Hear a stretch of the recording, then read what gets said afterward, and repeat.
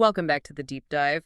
Today we're asking some pretty big questions like, could AI actually be your next doctor? Or are we maybe right on the edge of designing brand new medicines completely from scratch? Big questions indeed. Absolutely. And this is actually the 15th episode of our weekly digital health series, which you can find right here on the White Coat Hackers channel. That's right, 15 weeks of diving deep. And our mission, as always, is to give you a straightforward, hopefully exciting overview of the very latest stuff happening, the real groundbreaking developments in digital health, biomedicine, medical tech, all of it. Right. Today, we've got some really astonishing news lined up. We're talking AI changing healthcare fundamentally, totally new ways to design drugs, making health data sharing smarter, and, well, how tech's tackling a really major chronic condition. And that's what we try to do, isn't it? Take all this, complex information, sometimes really dense stuff, and just boil it down into something clear, something you can actually grasp.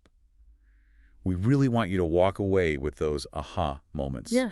Seeing how this stuff could genuinely impact your world. Exactly. So, okay, let's jump right in with maybe the biggest headline. OpenAI launching GPT-5. And Sam Altman, their CEO, he made this really bold claim, called it a legitimate Ph.D. expert that should be used for health. What exactly is he getting at there? Well, I think what he's really saying is that OpenAI sees this as a massive leap forward, not just, another update. Right. They're arguing GPT-5 is genuinely exceptional in healthcare settings, performing better than older models on actual clinical tasks. And it's not just talk. Healthcare companies are apparently already starting to use it. Already? Wow. Yeah. And Altman's vision is pretty ambitious. He sees it empowering you, the individual, to better understand your own health journey, make more informed choices. He even suggested that pretty soon, anyone will be able to do more with their health info than, well, anyone in history. That's quite a vision, so helping people understand their own health better. So, okay, beyond the headlines, what specifically makes GPT-5 so powerful in a medical context? I read the OpenAI team said it performed exceptionally well on health questions. They called it their most reliable model for health so far. So what's under the hood? Well, the key thing is its application in life sciences. Amgen, the big biotech company. Yeah, of course. They were early testers, and they've actually been using GPT-5 for drug design. Olivier Godement from OpenAI, he's head of product, he mentioned that Amgen scientists found it particularly good at deep reasoning with complex data. Deep reasoning? What does that mean practically? Think about analyzing just vast amounts of scientific papers or incredibly complex clinical trial data. Okay. GPT-5 seems to be able to process and sort of understand that intricate information with, like, unprecedented accuracy and speed. That's the real game changer here, that deep reasoning capability. I see. And it's not just niche either. OpenAI announced it's being adopted across the whole U.S. federal workforce. So, wide application. Plus, you've got GPT-5 itself, and then smaller versions too. GPT-5 Mini and Nano, probably for different tasks. Okay, so pulling this together for, our listeners, what does this mean day to day? How quickly might we see this affecting regular doctor visits or hospital care? Is it gradual or boom? I think it points towards a pretty significant acceleration. This idea of an AI PhD expert, well, it suggests AI could soon be assisting with really complex things like helping figure out diagnoses, maybe refining personalized treatment plans, or even just helping patients and doctors, frankly, navigate all the overwhelming medical information out there. So more efficient clinics, maybe. Better support for doctors. Exactly. Handling the data crunching, freeing up clinicians, and potentially a tool that really empowers you to be a more active participant in your own care. The potential feels disruptive, but I suspect the actual integration, getting it into workflows safely, that'll be more gradual. That makes sense. But it does raise questions, doesn't it? Relying on AI for diagnoses, treatment plans. I mean, what are the challenges there? Accountability, over-reliance. Oh, absolutely critical questions. The biggest challenge is ensuring it's consistently accurate and reliable across the sheer variety of real patient situations. Right. Everyone's different. Exactly. Yeah. GPT-5 might be exceptional, but it's still a tool. Human oversight, clinical judgment, that remains absolutely essential. Accountability, that's likely going to involve new regulations, very careful integration into how things are already done, and just constant checking to make sure it's performing safely. The goal isn't replacement, it's augmentation. Big-time augmentation. Augmentation, not replacement. Got it. Okay, fascinating stuff. Let's switch gears a bit, though, to something equally, maybe even more sci-fi sounding. Okay. Chai discovery. They secured $70 million for something called de novo antibody design, designing totally new antibodies. I mean, what does de novo actually mean here, and why is that such a big deal? Right, de novo. It literally means from the beginning or from scratch. Okay. So in drug design, de novo drug design is using computers to generate completely novel molecular structures, just from basic atomic building blocks. There's no starting point based on existing molecules or their known properties. So not just tweaking existing drugs. Exactly. Traditional methods often start with something known and try to improve it. Chai Discovery is using AI to essentially predict and then reprogram the complex ways biochemical molecules interact. They're literally building brand new antibodies tailored for a specific job, not just modifying old ones. It's, yeah, pretty groundbreaking. Wow, okay. So they introduced these Chai-2 models back in July, and the reports mentioned double-digit hit rates. For those of us not wearing lab coats, what's a double-digit hit rate signify, and how do they actually go from square one like that? Yeah, that double-digit hit rate is actually really impressive in early drug discovery. Is it? Oh, yeah. It means if they computationally design, say, 100 potential antibody candidates, more than 10 of them actually work. They bind successfully to the intended target. Oh, I see. In this field, finding even one good binder can be incredibly difficult, like that needle in a haystack analogy. So, getting over 10% success, especially for totally novel designs, that's remarkable. So how does Chai-2 do it? Well, the company says if you just give the AI the target, the thing you want the antibody to attack, like part of a virus or a cancer cell. The antigen and epitope, right? Precisely, the antigen and the specific spot on it, the epitope, that the antibody needs to grab onto. You give Chai-2 just that information, and it can design successful binders from square one. Amazing. And they're doing this for a whole range of targets, specifically mentioning viruses and different cancers. The ability to custom design novel antibodies like this, it could massively accelerate development of new therapies, especially for diseases where current treatments struggle. And they got significant backing for this. Oh, yes. $70 million Series A led by Menlo Ventures, specifically their anthology fund, which partners with Anthropic, another big AI name, plus Yosemite, DST Global Partners, even OpenAI chipped in. It shows the level of belief in this approach. Okay, sounds revolutionary. But designing something totally de novo, completely new, does that create new hurdles? Like regulatory hurdles or different safety concerns compared to just modifying existing drugs? Yeah. And what's the ultimate potential for patients? That's a really sharp point. Yeah. Yes, there are definitely new considerations. The AI might speed up the design part, reduce some early trial and error. Right. But the sheer novelty of these molecules means regulatory bodies, like the FDA, will likely scrutinize them extremely carefully in clinical trials. Safety, efficacy. There might be new kinds of questions to answer before they reach patients. Makes sense. But the potential upside for patients, it's immense.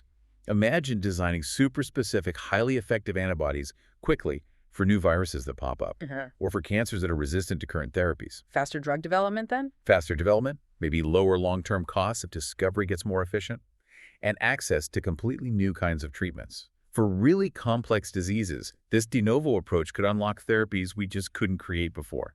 More personalized, more effective medicine. Incredible potential. All right, let's shift again. Let's talk about something maybe less flashy, but absolutely vital. Data. Yes, the backbone of it all. Exactly, the unsung hero. Datavant, they're a data sharing tech company, and they've been busy buying things. What's the story behind them acquiring Ontellus, which is a records retrieval company? What's the significance there? The significance is really about efficiency and digitization. Datavant buying Ontellus is a clear strategic move to take the often slow, manual process of requesting health records and make it digital. Getting rid of paper and faxes. Pretty much, Right. but it's more than that. It's about creating a faster, much more secure and compliant way to exchange critical data. Datavant actually said this creates a whole fourth business vertical for them, focused on legal and insurance, basically making it easier for providers to securely share clinical and billing info with requesters like lawyers or insurance companies who need it for claims and things. And Ontellus deals with a ton of different records: medical, wages, imaging, pharmacy, social security, billing, all that claims-related stuff. Yeah. So Datavant is integrating a huge piece of that complex data puzzle. Trying to smooth out the bumps in the road for data sharing. Exactly, reducing that administrative headache. Their CEO, Kyle Armbrister, said something powerful. Every hour we can save from the task of exchanging health records is an hour that can be used for patient care. I think anyone who's filled out the same medical history form 5 times can relate to that. Absolutely. So what's the bigger picture here? Is this part of a larger trend in how healthcare data is moving, especially considering privacy? Yes, that quote really nails the trend. Cut down the admin burden to free up time for actually caring for patients, but, and this is key, do it while protecting privacy. Datavant's moves show they're serious about becoming a Centers for Medicare and Medicaid-aligned network. That means pushing initiatives to make health information accessible, yes, but also secure, compliant, and genuinely actionable. Actionable, not just stored somewhere. Precisely. And we saw another piece of this back in May when they acquired Adavation. Adavation is all about real-world evidence, using data from actual patient care, not just clinical trials. Okay. So now Datavant can offer this end-to-end real-world evidence platform, helping drug companies, device makers, payers figure out the real impact of treatments out in the world. And they're working with big pharma, too. They are. They extended a collaboration with Boehringer Ingelheim, using Datavant's privacy-preserving tech things like tokenization. Which is like replacing sensitive data with codes. Exactly. Non-identifiable tokens. Right. This lets Boehringer Ingelheim link and analyze data from, say, 75 more clinical trials and connect it with third-party data sources without ever actually moving or sharing the raw patient information. It's about balancing that need for insight with the absolute requirement for privacy. That's a really clever way to handle it. So, looking at all these moves by Datavant, what really stands out to you about how this is changing clinical development and ultimately patient care? What stands out is the determined push to make data not just available, but truly usable and securely connected. For developing new drugs, it means getting insights faster, having stronger real-world proof for regulators, potentially getting therapies to patients quicker. And for the patient experience. For patient care, it means your doctors could have a more complete, current view of your health history, leading to better coordinated care, fewer repeated tests, more informed decisions, less friction, basically. It's about making the data work for everyone involved. Well, friction is always good in healthcare. Yep. Okay, finally, let's zoom in on a very specific, very tough challenge. Heart failure. Yes, a huge one. Huge. Affects, what, 6.5 million Americans over 20? Leading cause of hospitalizations, and the readmission rates are just staggering. Over 40% of patients back in the hospital within 90 days. It's like a revolving door. It really is. A terrible cycle for patients and a massive cost for the system. So how is this new startup, Linea, trying to redefine care for these patients? Linea's approach is really interesting. They're combining AI with what they call high-touch human care teams. The goal is proactive care to break that cycle of readmissions. AI plus people. Right. Their model, launched early this year, uses generative AI for things like detecting hospital admissions really early. That's critical. Then it helps optimize medications, prescribing, dosing. Okay. And this AI support is combined with proactive virtual care teams, nurses, coaches, maybe others, engaging with patients in real time. That's a whole package aimed at preventing those return trips to the hospital. Rishi Maddock, Linea's CEO, he's an ER doc himself. Oh. He used this great analogy about using AI to spot patients early and be that hand that lifts them up out of the water and onto the boat. How does that AI-human mix actually work in practice to achieve that? It's about synergy. They use something called agentic AI. Think of it as AI that can act somewhat autonomously towards a goal. Like a smart assistant for the care team? Sort of, yeah. It identifies patients the moment they're admitted. That early flag is crucial. Then, the AI helps guide the process to engage them quickly, making sure they get the right support before they potentially relapse after discharge.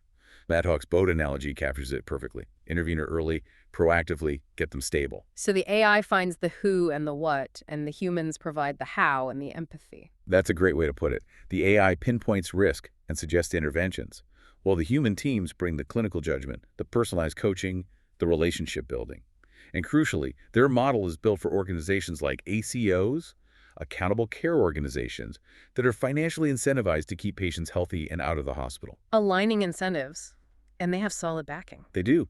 Backed by Redesign Health, a venture builder, and DaVita, the big kidney care provider. That suggests real confidence in this blended AI-human approach. Okay, stepping back. Looking at the bigger picture, what are the broader implications if this kind of targeted AI-driven intervention works well for heart failure? Could apply it elsewhere? Think about chronic diseases, healthcare costs. Oh, the implications are potentially massive. Okay. Heart failure is one major area, but think about other chronic conditions with high readmission rates and complex management needs. diabetes, COPD, kidney disease. Right. This kind of model, using AI to identify risk and enable proactive, personalized human intervention, could potentially be adapted. Hmm. If you can significantly cut preventable hospitalizations across multiple chronic diseases, well, that means dramatically lower healthcare costs. But even more importantly, it means a huge improvement in quality of life for millions of people. Shifting from reactive sick care to proactive health management. Exactly. That's the promise. Wow. Okay, we have covered a lot of ground today. From AI potentially being a Ph.D. expert in your health to designing totally new medicines, making data flow smarter, and tackling those tough heart failure readmissions with AI and human teams. It's pretty clear things are moving incredibly fast, isn't it? Hmm. Digital health, biotech, med tech. The pace is just relentless. It really is. And, it does raise a fascinating question for everyone listening. As all these technologies weave themselves more tightly into our lives, into healthcare, how might your own personal health journey change in the next few years? It's definitely something worth thinking about. A powerful thought to end on. What an insightful deep dive today. We really hope you enjoyed this overview of what's happening right now in digital health.